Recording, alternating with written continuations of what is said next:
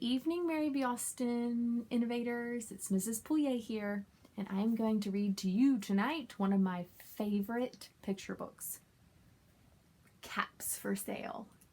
It is written by Esfer Slobotkina. What a cool name, right? Look at this name, Esfer Slobotkina.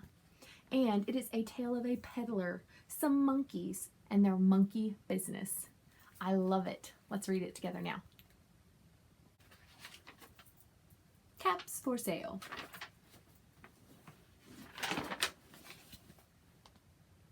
Once there was a peddler who sold caps. But he was not like an ordinary peddler carrying his wares on his back. He carried them on top of his head. First, he had on his own checked cap, then a bunch of gray caps, then a bunch of brown caps, then a bunch of blue caps, and on the very top, a bunch of red caps.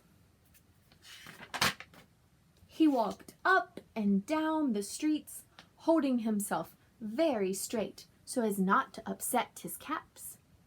As he went along, he called, "Caps! Caps for sale! 50 cents a cap!"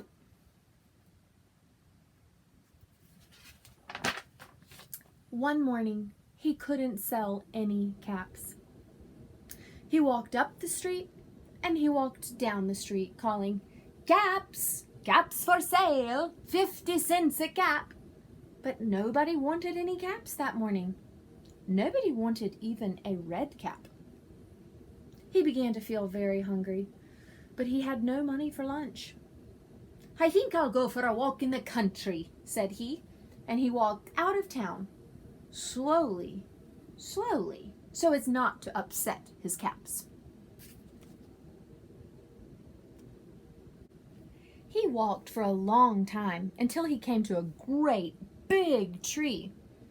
"That's a nice place for a rest," thought he, and he sat down very slowly under the tree and leaned back little by little against the tree trunk so as not to disturb the caps on his head. Then he put his hand to feel if they were straight. First, his own checked cap, then the gray caps, then the brown caps, then the blue caps, then the red caps on the very top.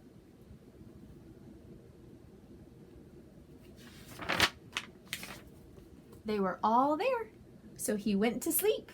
He slept for a long time. Do, do, do, do, do, do, do, do, do.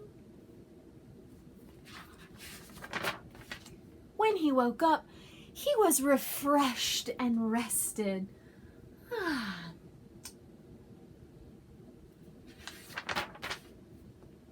But before standing up, he felt with his hand to make sure his caps were in the right place. All he felt was his own checked cap.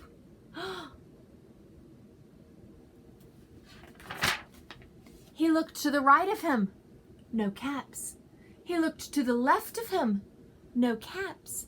He looked in back of him, no caps. He looked behind the tree, no caps. Then he looked up into the tree, and what do you think he saw? Monkeys! On every branch sat a monkey. On every monkey was a gray or a brown or a blue or a red cap. The peddler looked at the monkeys. The monkeys looked at the peddler. He didn't know what to do. Finally, he spoke to them.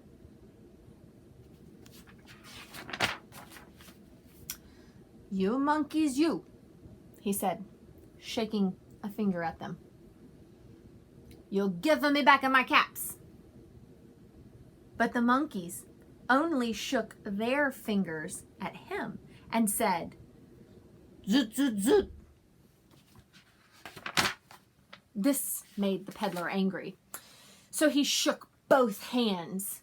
And he said, "You monkeys, you're giving me back my caps." But the monkeys only shook both their hands back at him and said, "Zoot, zoot, zoot, zoot, zoot, zoot, zoot." Now he felt quite angry. He stamped his foot and he said, "You monkeys, you better give me back my caps." But the monkeys only stamped their feet back at him and said, "Zoot, zoot, zoot, zoot, zoot." By this time, the peddler was really very, very angry. He stamped both his feet and shouted, "You monkeys, you must have given me back my caps." But the monkeys only stamped both their feet back at him and said, "Zoot, zoot, zoot, zoot, zoot, zoot, zoot, zoot." At last, he became so angry that he pulled off his own cap, threw it on the ground, and began to walk away. But then each monkey pulled off his cap.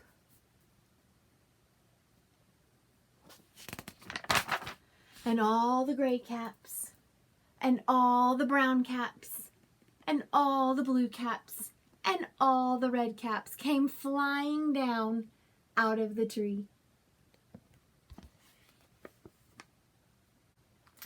So the peddler picked up his caps and put them back on his head. First, his own checked cap, then the gray caps, then the brown caps, then the blue caps, then the red caps on the very top. Like mine. And slowly, slowly, he walked back to town calling, "Caps! Caps for sale! 50 cents a cap!" The end. I hope you enjoyed this story. I love it. It makes me laugh as he shakes his fists at those monkeys and they shake their fists right back. Sometimes we can encourage others to act the way we act, so it's good to act sweetly and think outside the box, right? I hope you guys are having a great night. I hope you have sweet dreams and that you enjoyed the story. Love y'all.